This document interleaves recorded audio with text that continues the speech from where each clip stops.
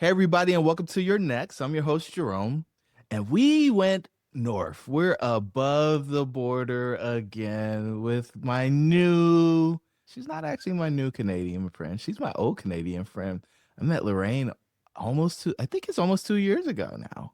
She has been in the game of exits for 3 decades. You wouldn't believe it if you saw her, but she has. She is really doing this thing. She does transactions. She speaks all over the place. And she's got a very unique 4 step process that helps founders exit well. And this isn't just going to be about how to maximize value. It's going to be about how you get ready to exit personally, how you maximize value, and how you become the ideal target for a specific buyer. And so, Lorraine, thank you so much for coming on today. Super excited to be with you. Jerome, thank you. What a lovely introduction. Much appreciated. So, I like to open the podcast by saying, hey, you had an exit, but what I'm going to say with you is you've helped a few people exit, huh? I have. Yes, me and my team. Yes. Yeah, it's fun process. How'd you get into the space? Because exiting, selling, buying businesses, that's not something that most people are exposed to. Well, when I was helping businesses grow to the next level in the 90s, way back when in Seattle, it got to the point where many businesses had partners. You'd have a business partner, and the business partner would say, I don't want to do this anymore, or I don't want to be the operations person anymore. Or, how do I buy my partner out? Like, how are we married for life? Like, do we have to get a loan to buy each other out? And they had never worked out these kinds of things in small company shareholder agreements because back then M&A was reserved for the big guys, huge companies. And it was around the turn of the century, which makes us all sound ancient, that M&A started coming down into the small business market. And so I went to go find out how mergers and acquisitions experts position companies for sale. And I joined the Association for Corporate Growth in the Vancouver chapter. I moved back to Canada at that point and worked in the US as well. And I learned that how an M&A broker talks about a business doesn't resemble how a business owner talks about their business. And the language of M&A was like a black box. So I spent the next 10 years learning how they thought, learning the language, and figuring out how to help from that understanding, help our clients exit partners. And then the concept came up, well, what if we could sell the business? Like, what does this end the partnership by selling the business? How wonderful would that be? And we started to create a process now for how to do that. And we created our first workshop with Deloitte and the Bank of Montreal and our team to introduce owners to the concept that there's a whole lot of work to do to get ready. So this is in 2008. Because when we looked at the numbers, only 1% to 2% of companies that ever went to market ever found buyers. And we knew that there must be a whole lot that's not being done well because there was a ton of money and there's still a ton of money looking for acquisitions.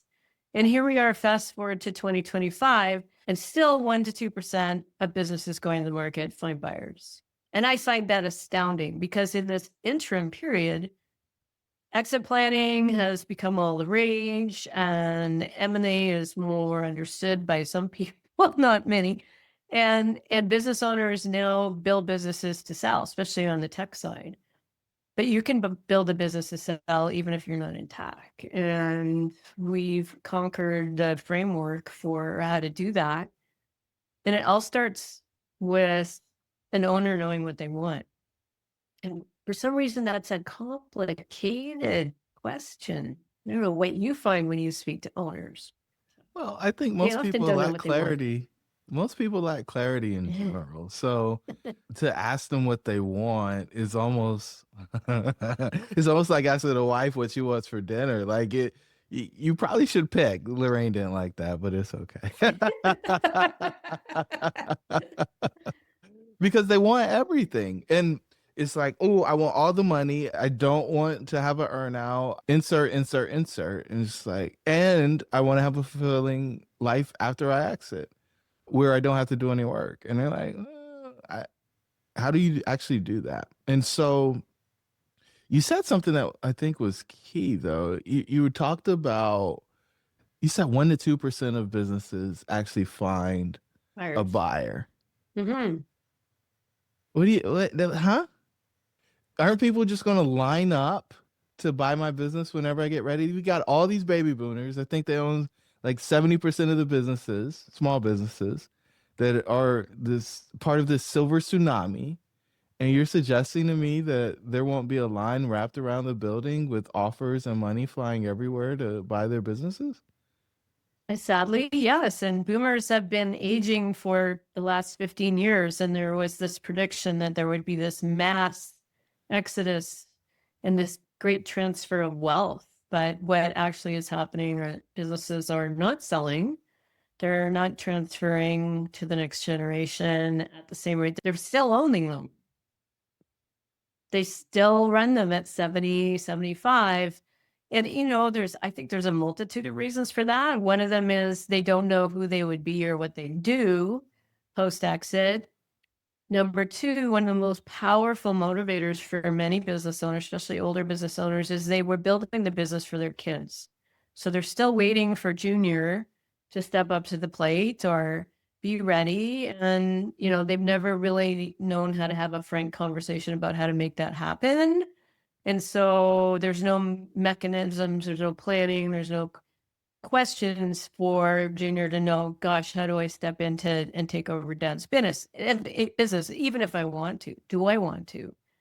And there's so many explorations that need to happen to make that work. So if the owner isn't now motivated because the kid doesn't want to buy into the business or buy the business or be gifted the business or work in the business, all of a sudden, all the energy, all the, okay, I'm going to conquer this next growth hill. I'm going to solve these problems kind of deflates and they've lost their energy and drive. And so when you come down to the brass tacks, the energy and motivation required to find a buyer, find an exit, even to hire a general manager to do a harvest strategy where they're going to continue running the business for you, requires the willingness and ability to make a lot of changes. And if you don't know what you need and want out of any of those changes, and you don't have a coach or someone who can help you through all the questions, and you don't even know what the questions are, it's very difficult to get to that finish line. And that's just some of the equation. I mean, the other part of the equation is understanding why someone buys a business. And it's kind of news to a lot of owners that acquisitions are made to solve the buyer's growth problem. So they're already growing. They're already, in some markets, but not in others. They already have some parts of the puzzle for their offering that their customers like, but they need something else to complete the puzzle, whatever it is, distribution, new products, component, more profit, more talented people. There's a rationale there. And they've worked out exactly what's needed to deliver on that rationale. And that's what they're looking for. They're not looking to add a successful business unless it solves the problem or their growth strategy. So there's one thing to have a product that solves the problem of the client. It's another thing for your business to be the solution for the acquirer's problem. Exactly. I don't think anybody else, I don't know anybody else that has this conversation, Lorraine. So, like, how did you stumble across this? Because I feel like this isn't something you learned when you went to that course or that seminar or whatever it was called. That training didn't tell you this. No, and my MBA didn't give me this either. So, as president of the Association for Corporate Growth Vancouver chapter, I went to the International Dealmakers Summits for several years. And I would sit and ask questions of the deal makers. What are your buyers looking for? What's important to them? How come they want this and, and not that? And it became very clear about, the themes that I saw in every conversation is that there has to be a clear rationale to buy a business, just because a company is successful doesn't make it worth the investment. It's like, if we take it into a realm that everybody understands, if you find your dream home, but it's in a neighborhood you don't want to live in, you're not going to pay less for it or negotiate a better price. You're going to walk away from buying it altogether, even if it is the perfect house. And the second thing that we realized early on as we were helping our clients sell is the companies that came to the table had very specific questions from the get-go about what they were looking for. And if those strategic needs were not addressed in the first conversation, you'd never hear from them again. So, and then in talking to the M&A investment bankers who get pitched by hundreds of business owners every year to get them to represent them, they only pick the 6 to 10, maybe 12, depending on the size of their team, that they know buyers will scoop up. Because, of course, they're like a consignment shop. They only want to have the coolest things in the store window that they know people are going to scoop up. They don't want to sit there holding a box of something no one wants to buy because they get paid upon the deal closing. They get a minimal fee up front for doing the valuation and all the coaching and psychological handholding that goes on through the deal process. But if they don't have pretty close to 100% certainty that those companies are going to be of interest to buyers, they don't take them as clients. So if you can't even get representation, even though you've done your exit plan, even though your tax strategy is in place, even though you've done all this work, got your valuation, that's telling you something about a hole in your strategy. You're going to have to become what your buyer's going to look for. And those are the companies that get picked up by the M&A firm. I think like they do. Wait. Okay. Now, you're telling me that it almost feels like smoke and mirrors. So there are people out there and they're like, well, my exit plan would be talking to an investment banker to get my company sold. And you're like, you skip 3 steps before you don't even need to talk to a banker yet. And then you're also saying, well, the person that did the exit plan didn't actually help you position yourself well. And so it all just seems fragmented, disjointed, and leaving the person that's going through this process dissatisfied. What's going on here? I'm so glad you asked me that question, Jerome, because that's what I notice in the marketplace too. So we're in a capitalistic society and everybody is in a business where they want a return on their investment of time and energy. And the M&A broker only wants to sell something they know there is a buyer for.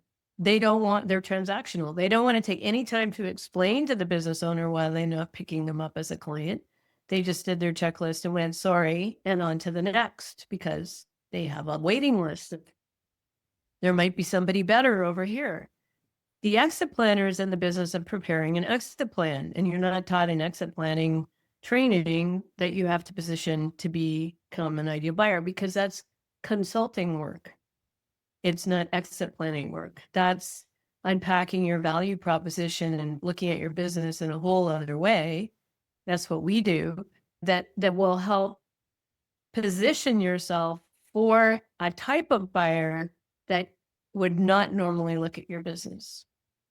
So for instance, I was talking to an M&A advisor the other day, great business in aerospace, totally valuable, totally going to be picked up by somebody. She had 140 people interested in this, 140 buyers. She had to talk to each one of them.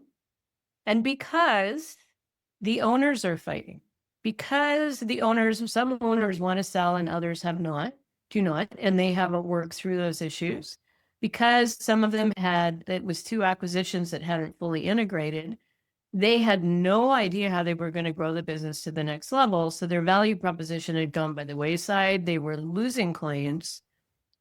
None of those 140 in the end, as they went through their checklist, said, yeah, I'll give you a letter of intent. None.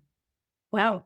Yeah. And so the fragmentation is nobody sat this company down and said, you're not ready for exit because you haven't sorted through these issues. And an exit planner isn't the best person to sort through shareholder differences of opinion, strategy differences of opinion, value proposition, unpack how come we're losing clients. That's not their area of specialty. But, the exit planner gets paid for their work, done the valuation, and, oh, the valuation, we did that 3 months ago, and your circumstances have now changed because it's 3 months later. So that valuation is really not valid anymore. So no one came along and said, here are all the things that you need to do to be worth what you think you want to sell it for. No one made that referral because, as you and I spoke, I don't know too many people that do what we do. And so the gap in the market is what we do. And there isn't a lot of consultants that know how to think organizationally, the whole suite of things to run change management, project management, risk management, and the psychological and emotional issues that go on when there's disputes between shareholders and partners about, should we do this, not do this? What are the risks? How do we make it all happen? So there's the gap. M&A advisors, in summary, don't want to explain that to you. Exit planners are not equipped to explain that to you. And you never get the information. You just go shopping for somebody else who will take you on as a client, who will also say no. Ouch. Like, this is painful. It is. It's a painful realization for the folks out there who think, oh, yeah, of course, there's going to be a whole bunch of people who want to buy it. There's going to be a whole bunch of people who want to sell it. There's going to be a whole bunch of people who want to help me with the exit plan, even though I don't think I need one or want one. Only to get back to the place of being 1 or 2% of businesses being able to sell. Yeah. Despite the fact that there's 5 trillion. No, is it billion? Trillion? I forget. No, it's billion, trillion. It's a lot of money. It's billions looking to buy businesses. Young people, people who've left their jobs, those are individuals, people who've been funded by private equity to go and buy groups of businesses, private equity that's ramped up the number of businesses they sell or buy and sell, and then strategics, other companies that also buy. So there's more types of buyers today than there ever was back in 2008 when we first did our workshops in this area. And there's more money looking, even in times of uncertainty like this.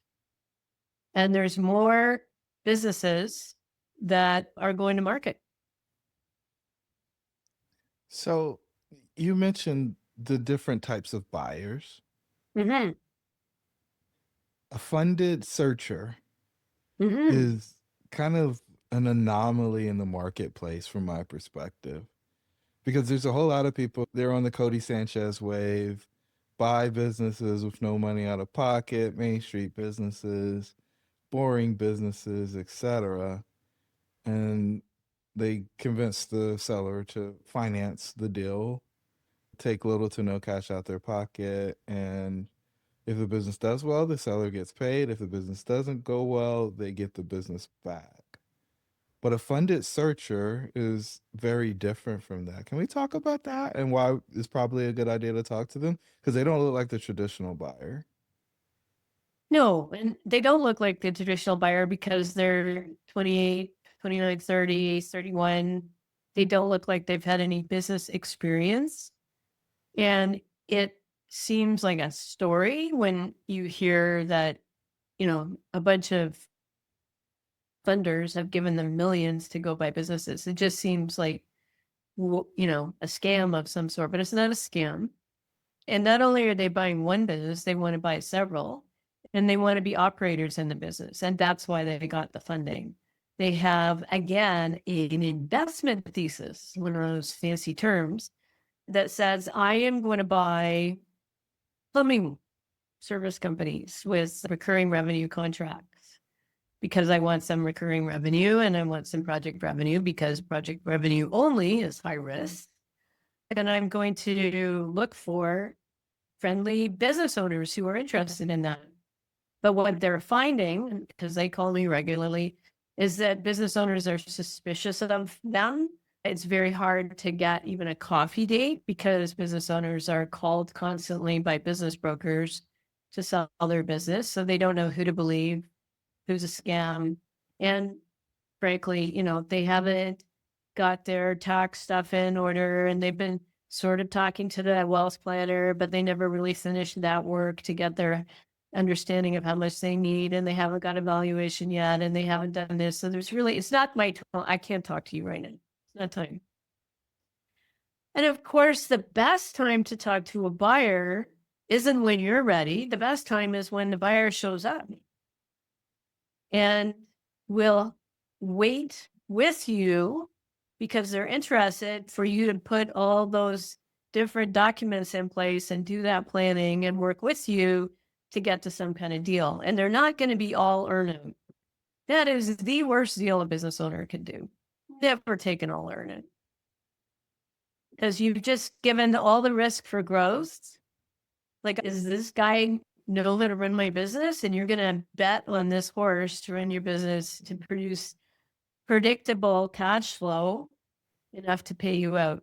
Oh my goodness. That's going from hot water when you ran it to the fire. So bad. But I can get my price. Why wouldn't I do that? Yeah, this is not going to get your price. A myth.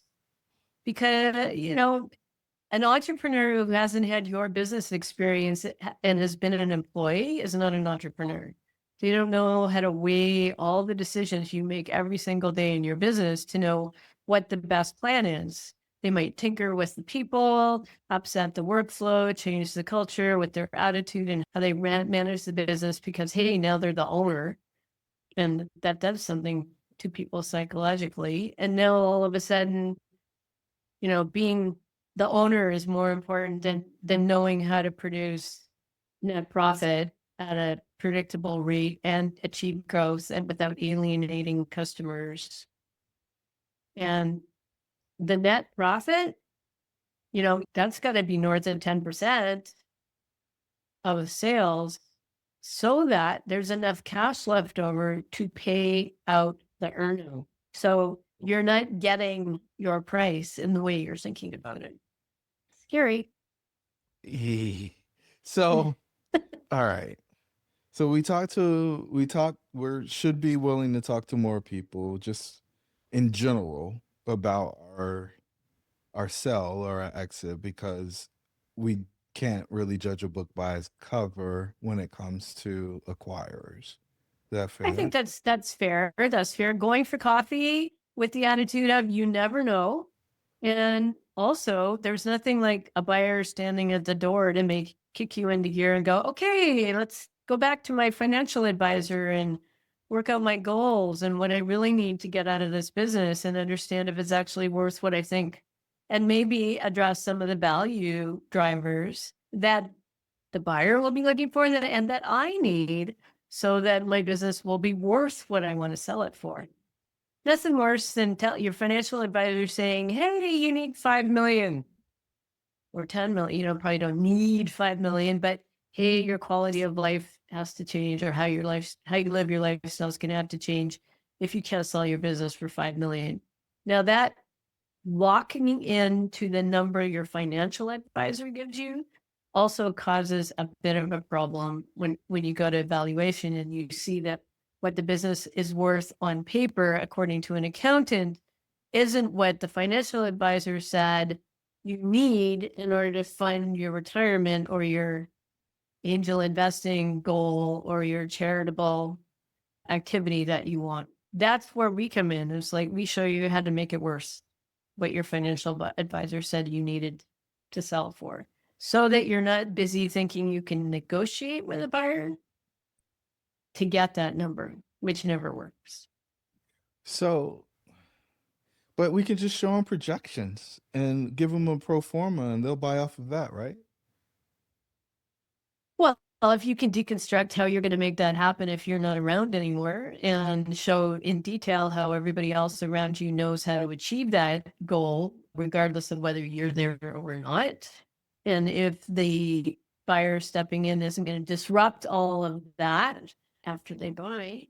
I think that was a very nice way of saying no, that they don't buy off of projections, Lorraine. Was that tongue in cheek? I don't know what's going on here. Well, a, a professional buyer knows and recognizes what is going to drive company growth and what's going to keep the engines burning and where performance is going to come from. And it's many things baked into the organization. And so looking at the financials is only one piece of that recipe. They need to see a whole lot more in the management team, the way that the business is being run, who calls the shots, where the strategy is going. And mostly they're buying to get into a niche market or they're buying something specific. So they're going to be super focused on whether your business can provide that. And by provide that, let's say here's from a client file, this buyer wanted to get into the oil industry and they couldn't just walk in the door and say, hey, we're a big company. We want to do business with you, because the oil company shut them out. So my client, we figured out for them what their actual value proposition was to the oil industry.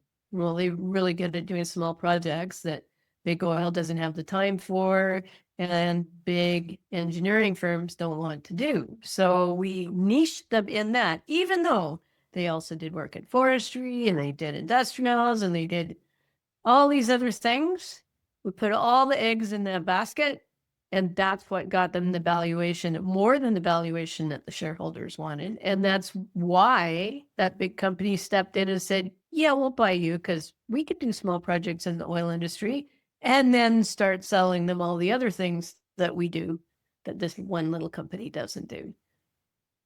So they gave that company an identity, which allowed the marketplace to see value that they might not have understood otherwise if it was everything to everybody. And then, oh, by the way, we can use that as a loss leader or a foot in the door product so that we can expand once we land inside that company. Is that fair? Yeah. Yeah. I love how you reframe. Yes. It's totally what's needed. You can't be all things to all people. Then you're not visible to anybody. And so when we work with an owner who wants to become worth what they want to sell for, we always start with the value proposition. And that is, what problem do we solve for our customer and which customer? And is that the kind of problem that an ideal buyer would also be interested in? And you go, how do you solve for that? Well, that's our secret sauce. We know how to solve for that. We know what they're looking for. We know what the trends are. We know who the buyers are. How do you approximate what the value would be for solving that problem for the acquirer? Because I don't think they advertise, hey, we're looking for this and it's worth this much revenue to us as a company, or, it'll open up these doors that we're strategically trying to open. And doing it organically probably isn't the most efficient or effective way for us to achieve that mission.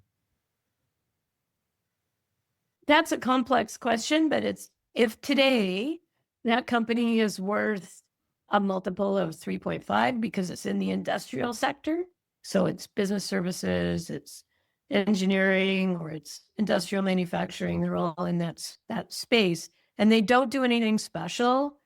They don't stand out. They're not visible to a particular target market. We know that valuation isn't going to grow. So that's our base. And we know that the owners want to sell for X, and that number is somewhat bigger than that current valuation. We call that the gap.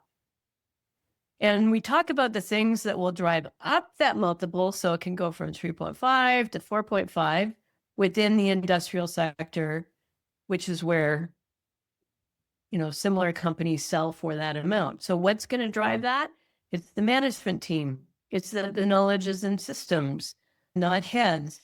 It's that there's a strong niche and you're visible to clients that keep coming back for more. And then we also, that drives up the multiple, but then we also drive up earnings. We find where you can get pricing power. When you have pricing power, you can put your prices up without fear of losing your current clients and the ability to add new clients. And that gives you a higher gross margin. When you have higher gross margin and you keep expenses at the same level, you actually produce more profit, which produces more of your own organic capital ready for growth to go into the next new market, which then you sell more of the same high margin. Not all products are high margin, more high margin in those markets that the buyer's going, ah, I see who's playing in that market. I want to know that company. And anybody that's buying knows the companies, knows who's competing in what markets, already knows what you're doing out there because they're looking all the time for that needle in the haystack. And suddenly, because you're visible, they see you and they call. A flywheel. You're creating a Yeah. flywheel. Yeah. So I want to go back to this because I watch people play this game, and I don't have as much experience with Exis as you, but I think your experience may prove out my thesis. So, do buyers typically buy on projections or trailing financials? It depends. Trailing financials gives them a look into the past at to how the business got to this point, and that's useful. And then they can use it as a rationale for forecasting. And but really where they get their comfort in the forecast is the detail and energy that goes into the discussions every single month with sales, with operations, which is capacity, with finance to see how valid those numbers are each month. And they keep adjusting them. They keep measuring the value of their pipeline. And then the forecast becomes more realistic. And if you can explain that in minutia, how you track that information every month, then your forecast is more believable. And then they're even happier. And that gives you a higher valuation because the multiples going up, because the people inside the business, not just the owner, know how to keep adjusting that forecast so it's based on the latest information. So, I just want to point out that you are describing something that I don't feel most people actually are doing that are running a small business. I know they're Many people don't have clean books first, right? They might be doing their accounting in Google Sheets or Excel and not using the actual accounting software, first thing. Second thing is you're saying that they have a business plan and they're following that business plan and they're tracking it against the forecast that they've made prior to the execution of that plan. And they're demonstrating that the forecast is actually accurate by tracking the results. right. And their pipeline. And that, from my perspective, is not what I see founders who want to exit doing. I see them putting together a forecast about what they would like to do as a result. And maybe we call it a pro forma instead of a forecast, just to use a different word to illustrate what we're talking about. But they're suggesting to others that, oh, the business could do this or do that. And I find most acquirers are skeptical and it's like, well, if it could do that, why isn't it doing it already? Well, exactly. And if you can't prove how you got to those assumptions that you built into your pro forma, it said there's no check in the checkbox and they move on looking for somebody else that's already got more certainty in the growth. Because, of course, the seller is selling the past, that trailing 12 months, a year after year, some kind of upward trend. And the buyer's acquiring the future. So they need certainty to understand the business about the past, and they need certainty that the people inside the business know how to capture demand and know how to track it with the right key performance indicators that give the buyer certainty that it will produce this level of cash. You said it a few times, and I like this word certainty. Yeah. I don't actually believe that it's a real thing in most business stuff. I mean, if you were to talk about tariffs 2 months ago and the US and Canada going back and forth on tariffs, I think many people would say you were crazy. So, how is certainty actually achieved? Like how do we get to a place where assumptions are solid? And I know it's a very generic question, but I think you can nail it down. I love that question. Certainty is only what you can only have certainty over the things that you have control over. So, what do we have control over in a business? Well, we don't have control over the economy, tariffs, the impact on the world around us, but we do have control over the present moment and the decisions that we choose to make today to be better at providing the value we promise to a customer who cares about solving the problem the way we solve it. That's value proposition thinking.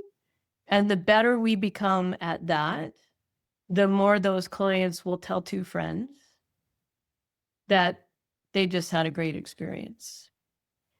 And that will bring more people in. And so if you can prove every single day in how you do business, how you make decisions, how you empower your people to deliver on that promise, from sales to accounting, the invoicing to, the front office, you will find a good business out of that.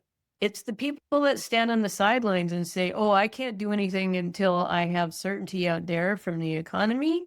Well, you're going to be frozen out of the growth that you need. And you'll be standing there looking at your financial statements 3 months after the end of 2025, going, "What happened? How come I didn't get my numbers?" Or, I thought revenue was growing and I got no cash in the bank, but there's profit on a piece of paper.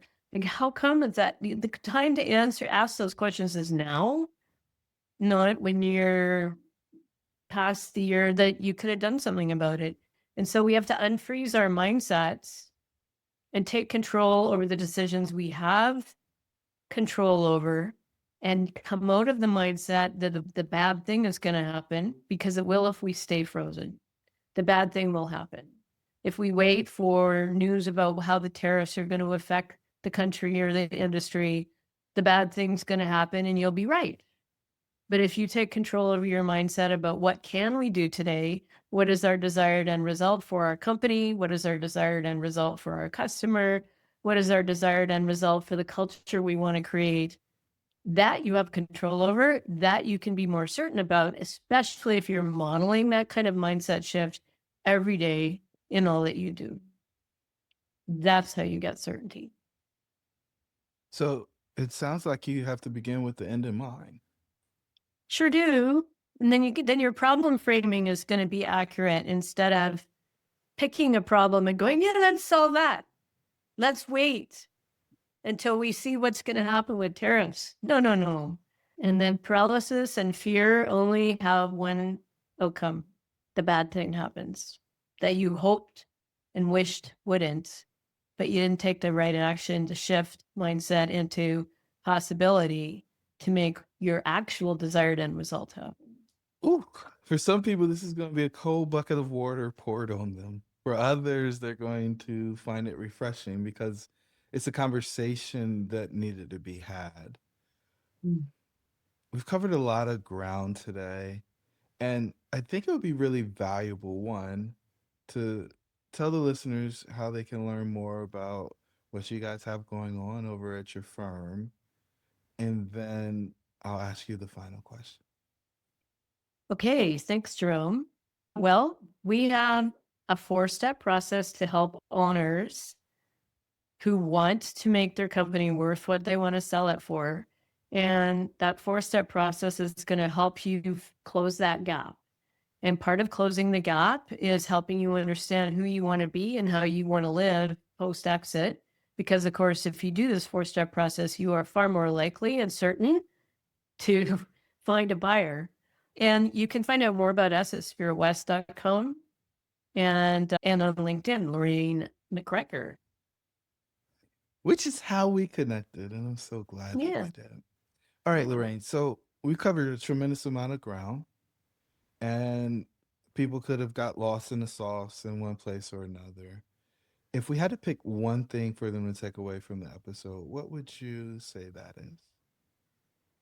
I think mindset is something we have to wake up with every day, and staying self aware so that you think about what you do want rather than what you don't want helps you be your own authority about what's important to you. And if it is important to you that your company keep going long after you're around or you've sold it, and you've done some exit planning, but you don't think you're ready for a buyer, let's talk about that so that you can be ready when your ideal buyer is. Because, of course, they're looking when it suits them, not when it suits you. And so we always say be saleable, because the most important thing you can do now is create the value proposition that's going to drive a higher profit for you and your buyer.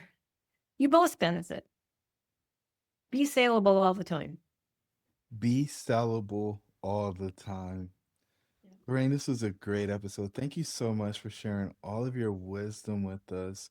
Guys, gals, head over to Spirit West to dig into more of the amazing information that Lorraine has to offer. I find her approach refreshing. I think there are a lot of people out there that will promise you the world and they under deliver time after time because they don't have a practical approach to building value and then actually making it such that your company is positioned in a way that somebody wants to acquire you at a premium. You need both. You can't just make your business valuable. You've got to make it valuable and have a market so that people want to acquire the business. So, Lorraine, thank you again for coming on the Your Next podcast. Thank you, Jerome. What a great summary. You're so good at that. Pulling out the nugget. To the listeners, your dreams should be real. We'll catch you on the next episode.